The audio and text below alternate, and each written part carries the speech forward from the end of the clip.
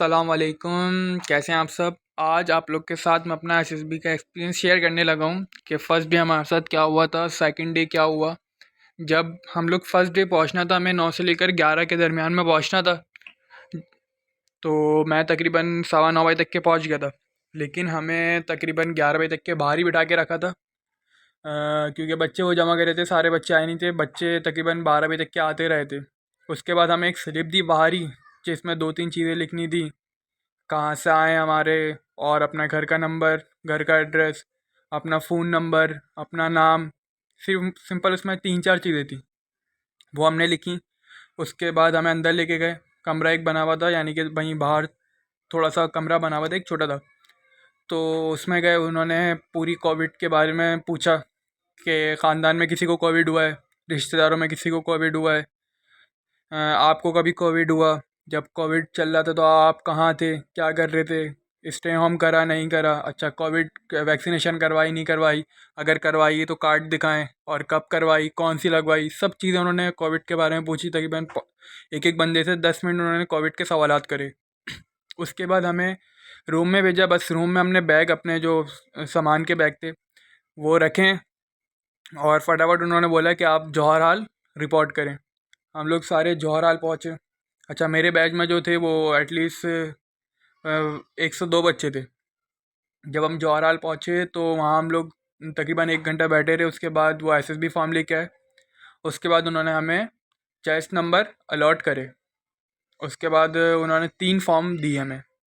3 form वो बिल्कुल SSB form जिस तरह आप लोगों ने भरा होगा, बिल्कुल उसी तरह थे। उसमें वही पूरी हॉबीज़, पूरा फैमिली बैकग्राउंड, अगर कोई चाचू हैं, ताया हैं, अंकल हैं, आर्मी में हैं तो उनका यूनिट नंबर क्या है, ये सब बातें। फादर क्या जॉब करते हैं, मदर क्या जॉब करती हैं, अगर शादीशुदा हैं तो वाइफ क्या कर रही है, नाम क्या है, सारी ऑल टू ऑल डिटेल उसमें लिखनी थी। सिबलिंग कितने हैं, कहाँ काम करते हैं, कहाँ पढ़ रहे हैं, अगर जॉब कर रहे हैं तो सैलरी कितनी है। ये सब चीज़ें आपको याद होनी चाहिए, क्योंकि ये इंटरव्यू का पार्ट भी होती हैं, और ये आपको वहाँ पे फॉर्म में लिखनी भी पड़ेंगी।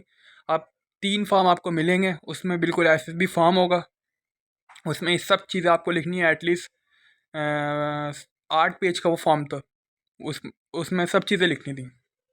उसके बाद हमने फॉर्म फिल करा। इतने में 1:30 बज गया, तो हम लोग खाना खाने गए। खाना खा के तकरीबन 2:30 बजे हम लोग फिर वापसी आ गए थे। तो फर्स्ट डे तो कोई ऐसा ख़ास काम हुआ नहीं था, बस नॉर्मली जो रूटीन के काम होते हैं, form filling, chest number allot, यही काम हुए। इसके अलावा हमें 6 बजे एक बस ऐसे लिखवाया था। ऐसे तकरीबन हमें लिखना था 500 वर्ड का, लेकिन ऐसे का टॉपिक भी आधा पैराग्राफ का था। अगर वो पैराग्राफ में आपको बताऊं तो कुछ इस तरह था कि जो बाहर की दुनिया है, बाहर के कंट्रीज़ हैं, उसमें प्रैक्टिकल पढ़ाई भी होती है और थ्योरेटिकल पढ़ाई भी होती है। लेकिन अगर हम पाकिस्तान में देखें तो पाकिस्तान में क्या हो रहा है, सिर्फ थ्योरेटिकल पढ़ाई हो रही है, प्रैक्टिकल पढ़ाई नहीं हो रही। तो इसके ज़िम्मेदार कौन है? अगर गवर्नमेंट है तो क्यों है, अगर स्कूल हैं तो क्यों है। इसको पूरा डिटेल में करके 500 वर्ड का ऐसे लिखना था, और इसके लिए उन्होंने हमें पेज भी 8 पेजेस दिए थे 500 वर्ड के ऐसे लिखने के लिए, जो कि हमें लिखना था। तो इस पे आप आसानी से लिख लेंगे, कोई इतना मुश्किल नहीं है। इतना जब बड़ा पैराग्राफ होगा, तो जब एक छोटे सा सेंटेंस होता है उस पे 120 वर्ड का बंदा ऐसे जो होता है वो आसानी से लिख लेता है। ये तो पूरा एक पैराग्राफ है, इतने रीजंस कि अगर गवर्नमेंट है तो क्यों है, अगर स्कूल्स हैं तो क्यों हैं, और बाहर की पढ़ाई से रिलेटेड करें आप। बहुत बड़ा पैराग्राफ था, तो आसान था। फिर अगले दिन बस उसके बाद तो कुछ नहीं हुआ। उसके बाद हम लोग खाना खाने चले गए। अच्छा, पहले दिन उन्होंने हमें रूल बता दिए थे कि जब हम खाना खाने आएँ तो पहले जो पहली मेज़ होती है उसको फिल करें, बाद में दूसरी पे बैठें, और हमें जो कार्ड दिए थे वो हमें पहन के घूमने थे। इसकी वजह से बच्चों को सज़ा भी मिली थी। उन्होंने कहा था जब खाना खाने आएँ तो कॉलर वाली शर्ट हो, टाई लगी हुई हो, और जो कार्ड हो वो पहना हो। नमाज़ पढ़ने जाएँ तो चप्पल ना हो, शूज़ पहने हुए हों, कार्ड गले में हो। कुछ बच्चे चले गए पहले दिन नमाज़ पढ़ने बिना काट के। उनको वहाँ पे उन्होंने चेस्ट नंबर नोट करे उनके। रात में आ गए 11:30 बजे उठाने। रात में 11:30 बजे उनको उठा के ले गए, और तकरीबन 1.5 घंटे उनको खड़ा रखा बाहर, और उसके बाद छोड़ा। पूरी रात उनकी ख़राब हुई। तो कोशिश करिएगा ऐसी गलती ना करें। बड़ी सख्ती थी वहाँ पे। अगर आप खाना खाते हुए बातें करें तो उसमें ही बड़ी सख्ती थी, आपको उठा देता था। तो ये चीज़ें हैं, कुछ इंसाफ एहतियात रखिएगा, और वो पहले दिन बता भी देंगे खाना खाते हुए हम आपको नोट करते हैं। तो आप अगर चाहते हैं कि आप किसी की नज़रों में ना आए तो इन सब चीज़ों का ख्याल तो करना पड़ेगा। फिर नेक्स्ट डे सुबह हम लोग 4 बजे उन्होंने हमें उठाया, बाबा जो होते हैं वहाँ पे, उन्होंने हमें उठाया। उसके बाद हम लोग चले गए आराम से, नहाए हुए, और उसके बाद फिर सुबह 5 बजे नाश्ता करा। अच्छा, उसके बाद हमारे साइकोलॉजिस्ट के टेस्ट हुए। अब जब साइकोलॉजिस्ट के टेस्ट हुए तो उसमें वही कॉमन चीज़ें, अगर मैं आपको एक बात बताऊं कि हमें जो फ़ोल्डर खोला उन्होंने, यूएसबी लगा के फ़ोल्डर खोलते हैं सामने कंप्यूटर के अंदर, जो प्रोजेक्टर चल रहा होता है, तो उसमें PMA 150 का वो था, उस पर उन्होंने क्लिक करा था और वो खोला था। TCC नहीं लिखा हुआ था, PMA 150 लिखा हुआ था। यानी कि जो नेक्स्ट PMA 150 के टेस्ट हो, शायद मोस्ट प्रोबेबिलिटी के उसमें से लग जाएँ आपके वर्ड एसोसिएशन के वर्ड या जुमले। जुमले बहुत ज़्यादा मुश्किल नहीं थे। जुमले अगर मैं आपको बताऊं तो 3 चीज़ों से आप रिलेट कर दें, एक अपनी मोटिवेशन, एक अपनी रिस्पॉन्सिबिलिटी, और दूसरा अपनी हार्ड वर्किंग। हर जुमला बस आप अपने दिमाग में ये 3 चीज़ें रखें और आप हर जुमला इस चीज़ से रिलेट करते रहें। क्योंकि मैंने भी इसी चीज़ से रिलेट करा था अपने सारे जुमले वर्ड, इंग्लिश और उर्दू के। तो मेरा साइकोलॉजिस्ट का इंटरव्यू हुआ था, मेरे ग्रुप में से सिर्फ मेरा हुआ था और एक और लड़का था उसका हुआ था। बाकी हमारे ग्रुप में से किसी का भी साइकोलॉजिस्ट का इंटरव्यू नहीं हुआ था। और जब मैं उसके पास गया था तो उसने इसी बारे में मुझसे सवाल पूछे थे कि एक मैंने सेंटेंस लिखा हुआ था कि बिना पैसों के आप, तो मैंने लिखा था कि खुशियाँ खरीद सकते हैं। तो उसने पूछा आप कैसे खरीद सकते हैं? मैंने बोला आप किसी की मदद कर दें। लाजमी नहीं है कि आप पैसे दे के मदद करें, आप किसी को पढ़ा दें, उसको कोई चीज़ नहीं समझ में आती, उसको आपने बता दी, जैसे हमारे यूनिवर्सिटी कॉलेज में हो रहा होता है, तो वो भी खुश हो जाएगा, मैं भी खुश हो जाऊँगा। इसमें ना मेरे पैसे खर्च हुए, ना उसके पैसे खर्च हुए।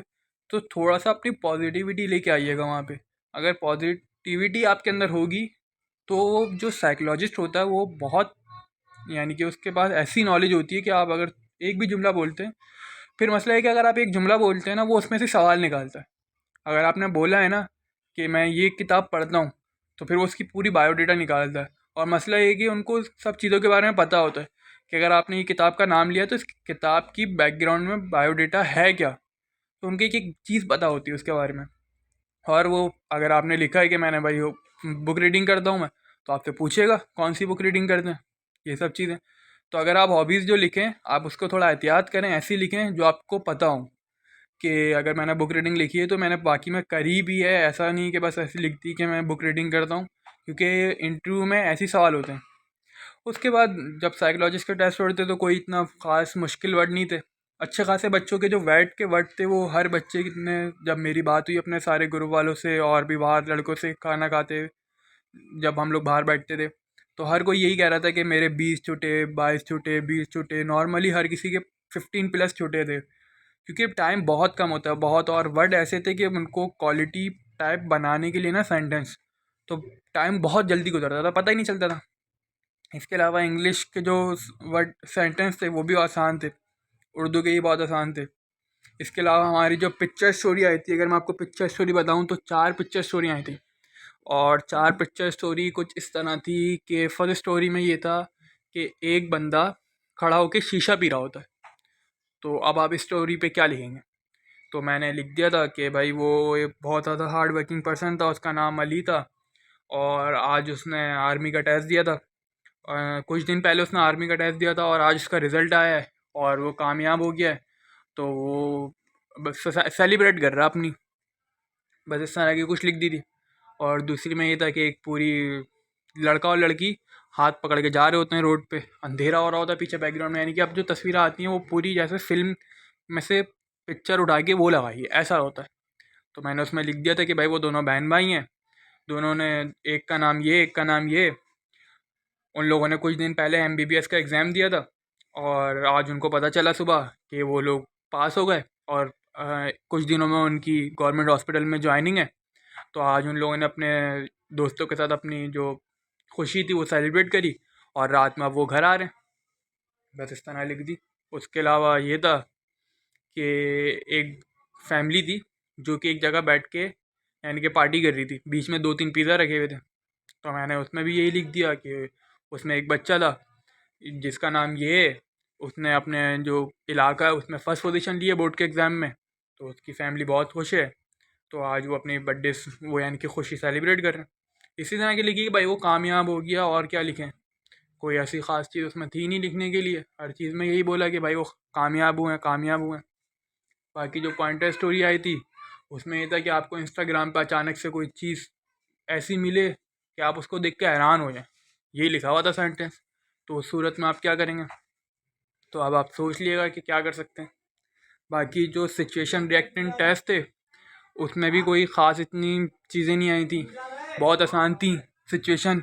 10 सिचुएशन करनी थी और 20 मिनट का टाइम था, 2 मिनट एक सिचुएशन के लिए। और मसला ये था कि 2 मिनट के लिए एक सिचुएशन लगाता था और 2 मिनट बाद आगे कर देता। ये नहीं कि आप एक को 3 मिनट में कर लें तो दूसरी को 1 मिनट में, नहीं, एक सिचुएशन आई वो आगे कर देगा 2 मिनट बाद, फिर आप दूसरी करनी होगी। तो पहली कुछ इस तरह थी कि आपको रोड पे एक बंदा पड़ा हुआ मिलता है, आप गाड़ी में जा रहे हैं जंगल से और सामने रोड पे एक बंदा पड़ा हुआ मिला है।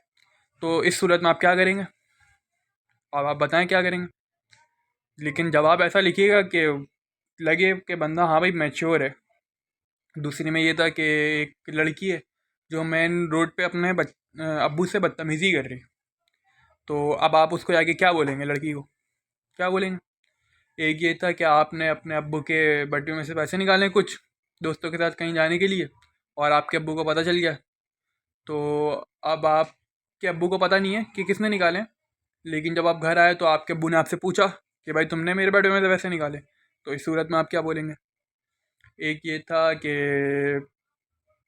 एक लड़की ने यूनिवर्सिटी में एडमिशन लिया, लेकिन वहाँ के लड़के उसको बहुत ज़्यादा तंग करते थे। उसके घर वालों ने चाहा कि उसको यूनिवर्सिटी से निकाल दें, लेकिन उसने बड़ी मोटिवेशन दिखाई लड़की ने, और अपने घर वालों को मनाया नहीं मैं पढ़ूंगी, और उस लड़की ने आपसे दोस्ती करना चाहिए। तो आप उससे दोस्ती करेंगे कि आप भी उसके साथ वही मजाक करेंगे। और एक सिचुएशन ये थी कि आपकी क्लास में एक ब्लाइंड बच्चा आ गया, आप पूरी क्लास जो है वो उसका मजाक उड़ा रही है, लेकिन आप जो हैं अब उस यानी कि क्या करेंगे, अब जो पूरी क्लास मजाक उड़ा रही है आप भी उनके साथ मिलके मजाक उड़ाएंगे, सही है, या आप उस बच्चे को मोटिवेट करेंगे। ये सिचुएशन थी, उसमें 4 ऑप्शन थे। आप अपनी क्लास के साथ मिलके मजाक उड़ाएंगे, आप उस बच्चे को मोटिवेट करेंगे, या फिर आप अपनी क्लास वालों को समझाएंगे, या ये था कि आप उस बच्चे को भी समझाएंगे, अपनी क्लास वाले को भी मोटिवेट करेंगे। तो फोर्थ ऑप्शन जो था वो बेटर था कि मैं ब्लाइंड वाले को भी मोटिवेट करूँगा, अपनी क्लास वाले को भी समझाऊंगा कि अगर उसमें एक चीज़ की सलाहियत नहीं है तो मैं इस चीज़ को देखूँ, इस चीज़ को समझूँ। तो ये चीज़ थी। इसके अलावा ओपीआई था, ओपीआई तो सब ने, जब मैंने पूछा कि भाई क्या ऑप्शन लगाया, सब ने बोला या तो हमने लगाया स्ट्रांगली डिस एग्री, या तो हमने लगाया स्ट्रांगली एग्री। बीच वाले तो हमने ऑप्शन ही नहीं लगाया कि slightly agree, mostly agree, neutral. सब ने पहला और सातवां, पहले पे ये था मोस्टली डिसएग्री, सातवें पे ये था मोस्टली एग्री, स्ट्रांगली एग्री। तो हर किसी ने यही ऑप्शन लगाया। इसके अलावा तो साइकोलॉजिस्ट का और कोई टाइप बचा नहीं था। हाँ, एक ऐसे लिखवाया था कि साइकोलॉजिस्ट ने, कि छोटा सा एक ऐसे यानी कि आधा पेज ही बचा था, उस पर उसने बोला कि लिखें कि मैं अपनी ज़िंदगी का सबसे अच्छा ख्वाब क्या देखता हूँ। इंग्लिश में टॉपिक था, my sweetest dream of my life. तो ये ऐसे लिखना था। इसके अलावा तो और कोई नहीं बचा था उसका साइकोलॉजिस्ट का टेस्ट उस दिन। उसके बाद हमारे था कि डिप्टी के इंटरव्यू थे कुछ बच्चों के, यानी कि 6-7 ग्रुप थे। तो कुछ ग्रुप के आज इंटरव्यू थे, कुछ ग्रुप के कल इंटरव्यू थे। तो हमें उसके ग्रुप डिस्कशन के लिए ले गए। ग्रुप डिस्कशन हुई हमारी। ग्रुप डिस्कशन का टॉपिक ये था कि जो महंगाई बढ़ रही है उसके उस पर क्या हम करें। तो महंगाई, इसके ऊपर हमें बताना था महंगाई जो बढ़ रही है तो इसका ज़िम्मेदार कौन है। इस तरह का कुछ टॉपिक था उर्दू का। और एक और टॉपिक था कि पाकिस्तान को इंडिया के साथ तिजारत करनी चाहिए या नहीं करनी चाहिए, यानी कि जो आजकल माशी हालात हैं तो इसके साथ तिजारत करनी चाहिए इंडिया के साथ या नहीं करनी चाहिए। क्योंकि इंडिया बस ऐसे ही कुछ टॉपिक था, कोई इतना मुश्किल नहीं था, इस पे करना था। और फिर जब हम लोग इंटरव्यू के गए तो इंटरव्यू में सबसे पहले मेरा जो इंटरव्यू हुआ वो हो गया था, बहुत जल्दी हो गया था। मेरे ग्रुप में तकरीबन थे 12 लड़के, मेरा हो गया था तीसरे नंबर पे ही। तो जब मैं इंटरव्यू के लिए गया तो पहले डिप्टी का इंटरव्यू था हमारा। इंटरव्यू में कोई ख़ास उसने सवालात तो नहीं पूछे थे, जो आपको पता है नॉर्मली होते हैं। सबसे पहले तो आप अपना इंट्रोड्यूस योर सेल्फ, फर्स्ट सवाल तो उसका यही था। उसके बाद उसने बोला था कि क्या कर रहे हो आजकल, सही है, मैंने बताया मैं ये कर रहा हूँ। तो कहाँ पे, कब, किस तरह मैनेज करते हो? अच्छा, मैंने उनको बताया था कि मैं टीचिंग भी करता हूँ। तो कितनी जगह टीचिंग करते हो? मैंने बोला इतनी जगह, 3 जगह करता हूँ। तो उसने बोला कि आपके लिए तो बहुत मुश्किल होता होगा 3 जगह टीचिंग करना, कि आप पढ़ भी रहे हो। तो नॉर्मली ये बस सवाल पूछे थे उसने। और उसके अलावा फिर उसने, अच्छा कोशिश करें आप हॉबीज़ ऐसी लिखें कि हॉबीज़ के बारे में वो आपसे वो ज़्यादा से ज़्यादा सवाल पूछे, ताकि टाइम उसका वो हो जाए। अगर टाइम उसके बाद बचेगा तो आपसे एकेडमिक के बारे में पूछेगा, मुझसे कोई एकेडमिक के बारे उसमें उस बारे में उसने सवाल नहीं पूछा था। ये सवाल पूछे थे। तो यही सीन था कि एकेडमिक का मुझसे कोई पूछा नहीं था। हाँ, बस एक ही सवाल, 2 सवाल पूछे थे कि आजकल के लड़कों की 5 बुराइयाँ बताओ जो आजकल के लड़कों में। तो ऐसी तो कोई बुराई थी नहीं जो मैं बताया था। मैंने बस छोटी मोटी बुराइयाँ बताई कि मोबाइल ज़्यादा यूज़ करते हैं, रात को देर से सोते हैं, देर से उठते हैं। सही है। इसके अलावा पढ़ाई में कभी कम नंबर आ जाते हैं, कभी माँ बाप से बदतमीज़ी कर लेते हैं। बस ऐसी लिखी बताई, इसके अलावा कोई ख़ास तो नहीं बताई। और उसमें ये था एक, कि जो साइकोलॉजिस्ट होता है वो, सॉरी, वहाँ हमारे साथ ये था कि एक साइकोलॉजिस्ट भी साथ साथ चल रहा था। तो उसने एक सवाल पूछा था कि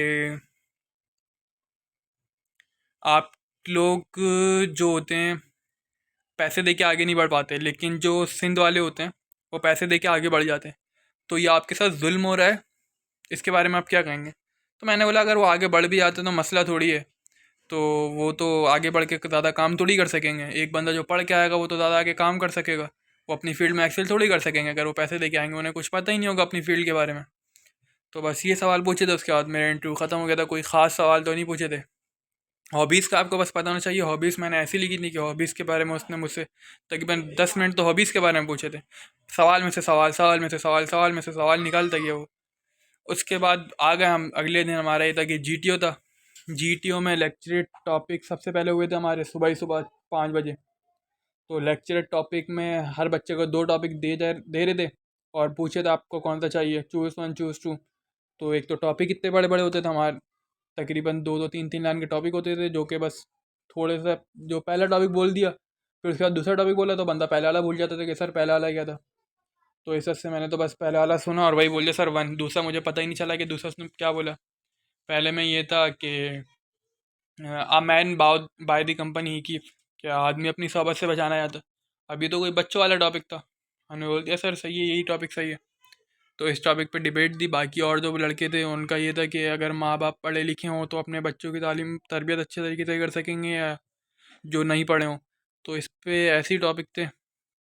और ये भी था कि जो आजकल स्कूल्स में बच्चों को दबाया जाता है, सीनियर्स यानी कि जूनियर के साथ अच्छा बिहेव नहीं करते, उसके बारे में आप क्या कहेंगे? ऐसे बच्चों को टॉपिक दिए थे, और कोई ख़ास टॉपिक तो दिए नहीं थे। इसके बाद स्क्रीन पे वो हुआ जो होता है ग्रुप प्लानिंग।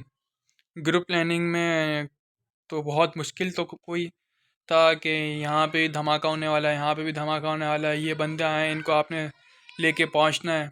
बहुत मुश्किल कोई टॉपिक ग्रुप प्लानिंग थी।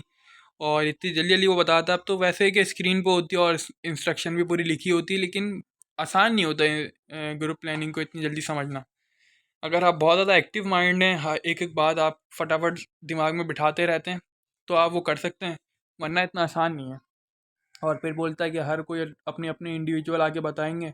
ग्रुप प्लान वो यानी कि जो आपने प्लान करा है, फिर उसके बाद सारे ग्रुप वाले बैठ के आपस में प्लानिंग करेंगे, फिर एक बंदा आके बताएगा।